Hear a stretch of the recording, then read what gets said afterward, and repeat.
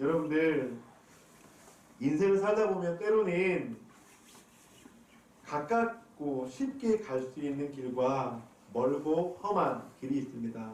여러분들 우리가 살다 보면 가까운 길이 있는가 하면 때로는 먼 길이 있다고 하는 것이죠. 그런데 그 두 갈래 길에서 선택을 해야 하는 순간들이 적지 않게 많다고 하는 것입니다. 그런데 여러분들 그 선택의 순간에 우리는 가깝고 쉬운 길이 보이지만 그래도 왠지 멀고 험한 길로 가야 할 것 같은 그런 시간들이 분명하게 있다고 하는 거죠. 보이지 않는 이끄심, 보이지 않는 인도하심으로 말미암아서 이 길이 분명히 가까운데 이 길이 아니라 나도 모르게 보이지 않는 그 이끄심에 따라서 멀고 험한 길로 갈 때가 있다고 하는 것입니다. 오늘 본문에서는 고센 땅을 떠나서 광야 길에 들어선 이스라엘 백성들이 등장을 하는데 바로 이스라엘이 그러한 길을 가고 있다고 하는 것이죠. 출애굽기 12장 3절 말씀. 출애굽기 12장 3절에서는 람셋을 떠나 숲곳에 이른 이라고 말씀을 합니다. 지도를 하나 보여드릴게요. 저 지도를 보면 여러분들 저 빨간색, 파란색의 출발점이 애굽입니다. 애굽의 바로 람셋이라고 하는 곳입니다. 근데 하나님께서 모세라는 지도자를 통해서 이스라엘 백성들을 바로 저 람셋에서 나오게 하셨죠. 즉 애굽에서 탈출하게 하셨죠. 그런데 그들에게는 두 가지 길이 있었다고 하는 거예요. 한 곳은 바로 저 빨간색 길입니다. 저 빨간색 길은 지금 수에즈 운하라고 하는 지금 저 바닷가 해변을 통해서 팔레스타인 지역을 통해서 가나안으로 가는 길이었습니다. 그런데 저 길로 여러분들 가나안을 가면 늦어도 한 달 정도의 시간이 걸리거든요. 그런데 하나님께서는 이스라엘 백성들에게 저 블레셋 사람들의 길이라고 하는 저 이동 경로로 이스라엘을 인도하는 것이 아니라 저 파란색 길, 저 홍해라고 쓰여진 저 길로 이스라엘 백성을 인도를 했다고 하는 것이죠. 그런데 여러분들 하나님께서는요 때로 하나님을 믿는 백성들에게 저런 길로 인도하실 때가 많다고 하는 것이죠.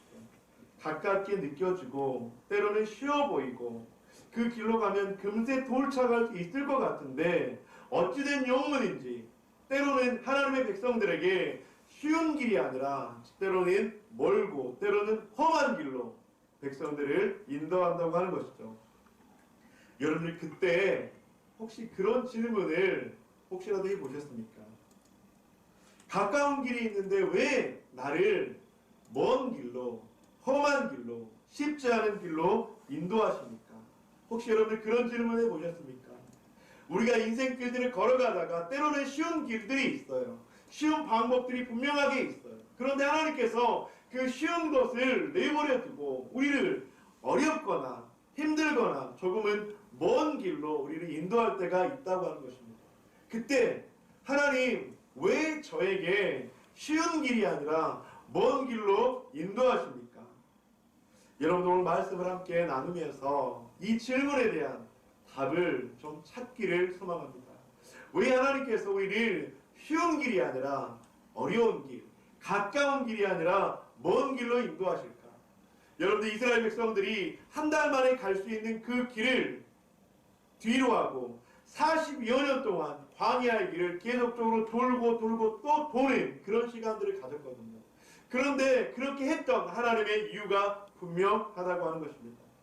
첫 번째로 왜 하나님께서 그 길을 우리들에게 인도하셨는가? 그것은 그 길이 인생을 완주할 최선의 길임을 아셨기 때문이라고 하는 것이죠. 우리가 가는 길이 아무리 가깝고 쉬운 길이라 할지라도 여러분들 중도에 포기할 길이라면 그 길이 가까운 것, 그 길이 쉬운 것은 우리들에게 의미가 없다고 하는 것이죠. 여러분들 마라톤을 하다 보면 마라톤이 몇 킬로죠? 42.195km입니다. 근데 마라톤을 하는 프로 선수들을 말고는 그 마라톤을 할 때 그들의 목표가 있습니다. 무엇이냐면 그들의 목표는 완주하는 것입니다. 그들의 목표는 여러분들 프로 선수들이 아닌 그냥 일반 마라토너들은요 그 길에서 1등, 2등, 3등은 큰 의미가 없다고 해요. 그들에게 가장 큰 의미는 중간에 포기하지 않고 42.195km를 완주하는 것, 그것이 바로 마라토너들에게 가장 중요한 목적이라고 하는 것이죠. 여러분들, 왜 하나님께서 이스라엘 백성들을 홍해 길로, 그러니까 멀고 험한 길로 인도하셨냐면, 이스라엘 백성들이 한 달 만에 갈 수 있는 그 블레셋 사람들의 그 길로 가면 완주할 수 없는 것을 알기 때문에 하나님께서 그들을 바로 광야 길로 인도하셨다고 하는 것이죠. 오늘 본문의 17절 여러분들이 한번 읽어주시기 바랍니다. 시작.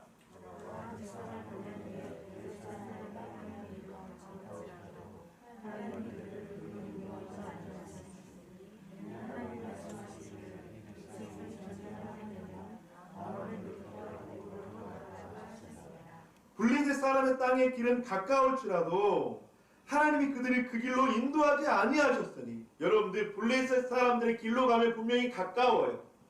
쉬운 것 같아요. 근데 하나님께서 그들을 그 길로 인도하지 않으셨다고요. 왜요? 그 길로 가면 그들이 가나안 땅에 이르지 못할 것을 아셨기 때문에, 그들이 마음을 돌이켜서 하나님께서 약속하신 그 땅에 들어가지 않을 것을 아셨기 때문에, 여러분들, 지중해 연안 길인 그 블레셋 족속들이 지키고 있는 그 길로 가면 이스라엘 백성들이, 그들은 준비가 안 돼 있기 때문에, 블레셋 사람들이 그들을 맞고 전쟁을 걸어오면, 아, 이 길은 우리가 가는 길이 아닌 것 같아, 우리가 애굽으로 돌아가자.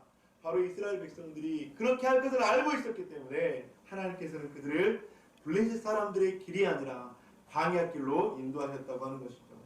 오늘 본문의 18절, 그러므로 하나님이 홍해의 광야 길로 돌려 백성을 인도하시매 이스라엘 자손이 애굽 땅에서 대열을 지나 나올 때, 여러분들 여기서 보면 하나님이 홍해의 광야 길로 돌려라고 말씀하고 있죠.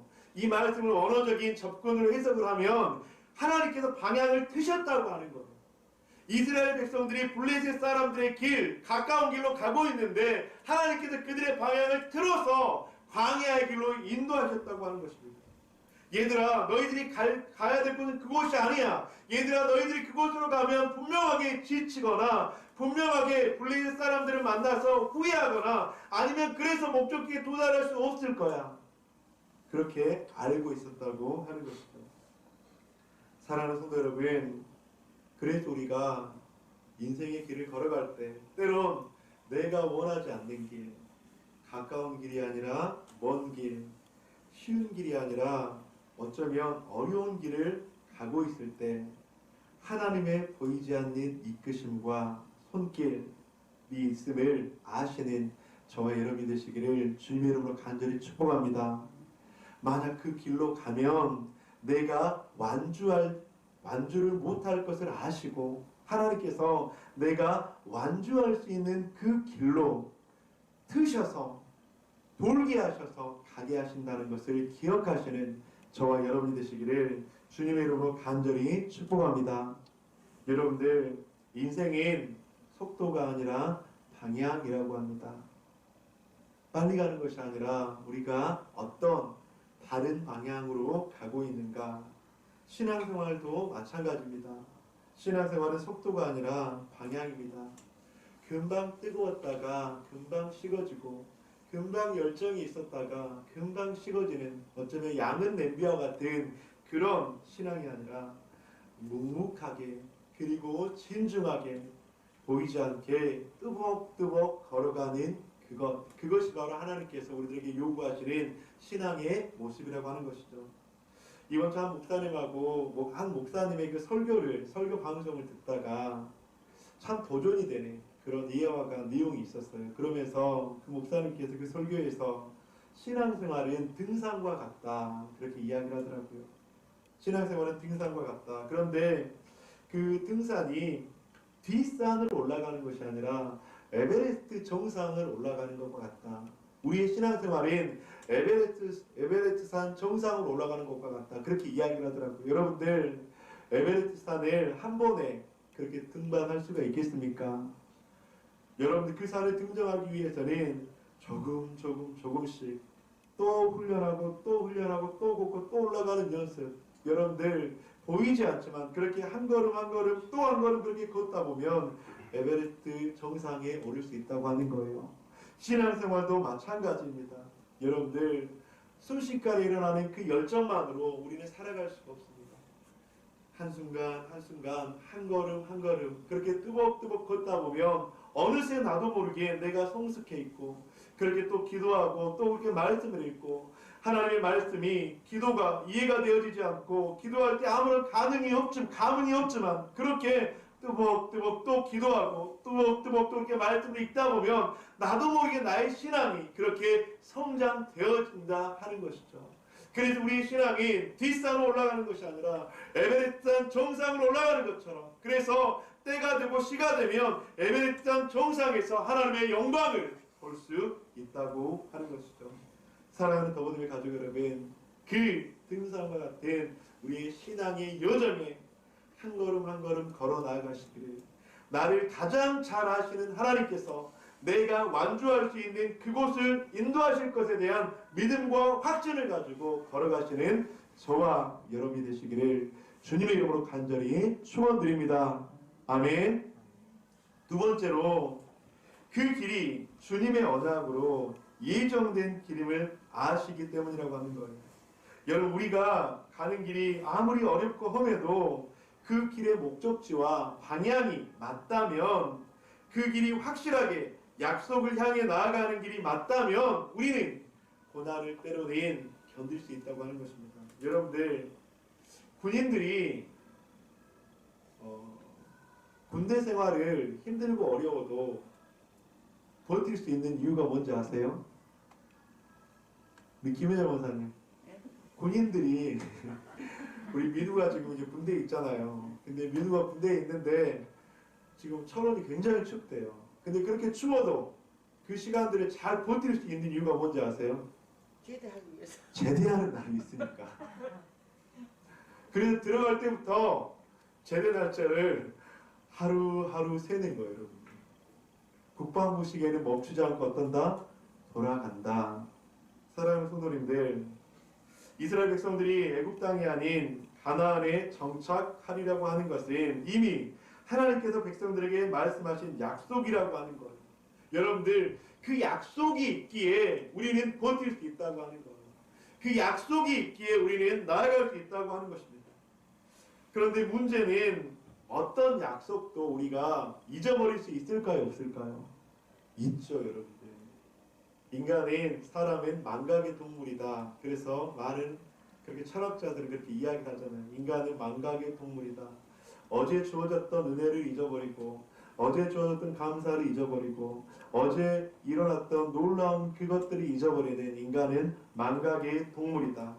그래서 모세는 그래서 이스라엘 백성들에게 오늘 말씀 가운데 귀한 진리를 던져주고 있는데 그것이 무엇이냐면 바로 19절 말씀입니다.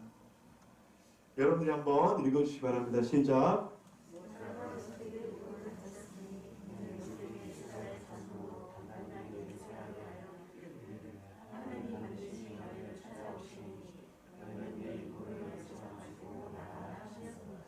여러분 이스라엘 백성들은 자신의 아버지, 할아버지로부터 계속적으로 들었을 거예요.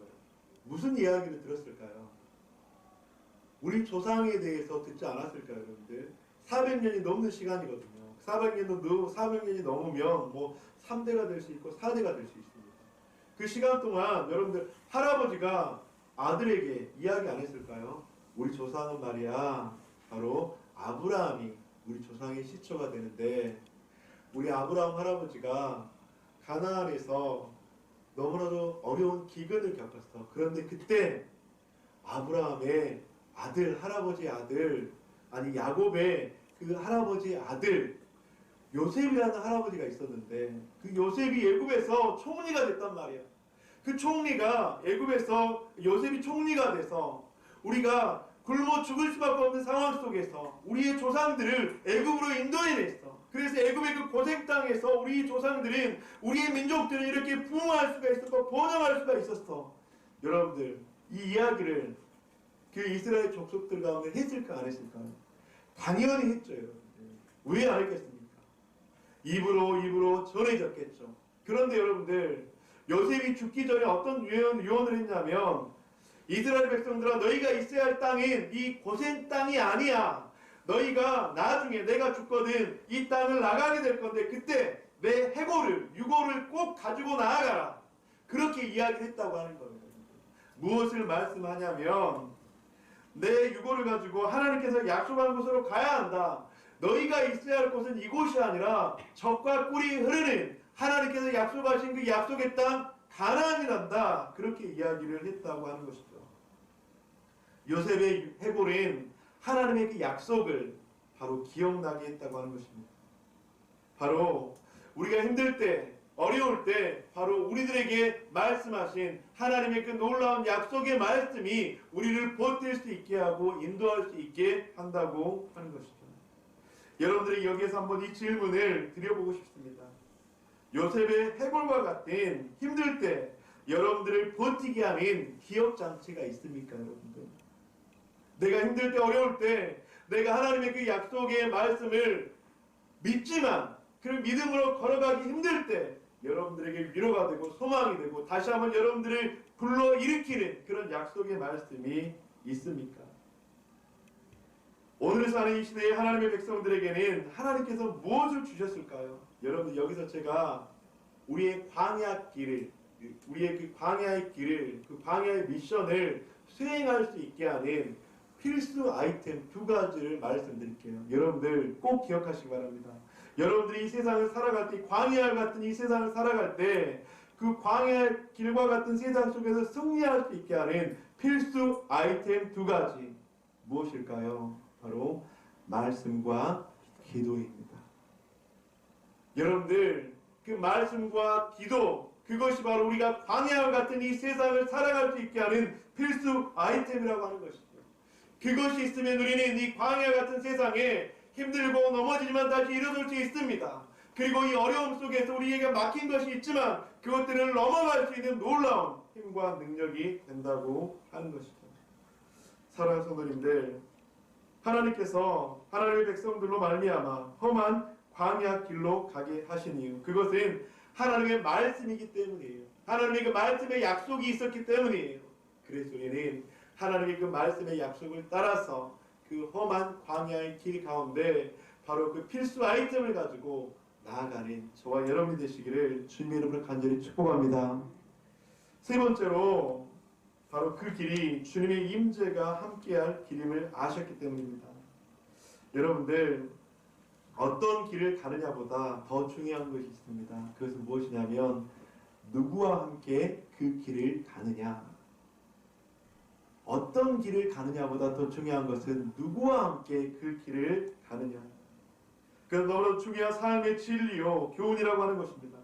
살아계시고 전능하신 하나님께서 함께 하신다면 두렵지만 염려되지만 우리는 이겨낼 수 있고 극복할 수 있고 버틸 수 있다고 하는 것입니다. 오늘 본문의 21절에서 22절 여러분들이 다시 한번 말씀을 깊이 생각하시면서 함께 읽어주시기 바랍니다. 시작.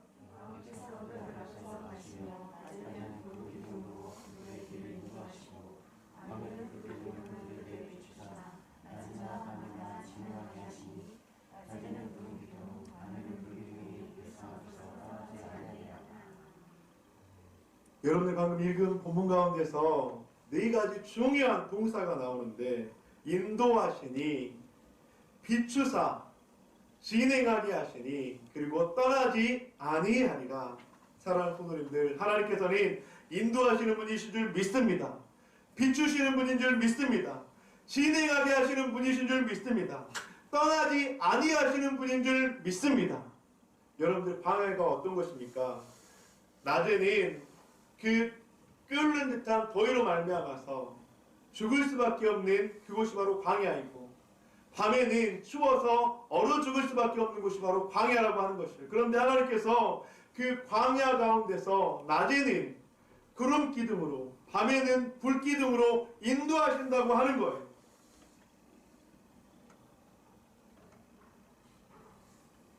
저는 말씀을 이 부분을 묵상하면서 좀 두 가지 질문이 생각났어요. 여러분들, 우리 더버든교회 성도님들은 구름기둥과 불기둥을 경험을 했을까?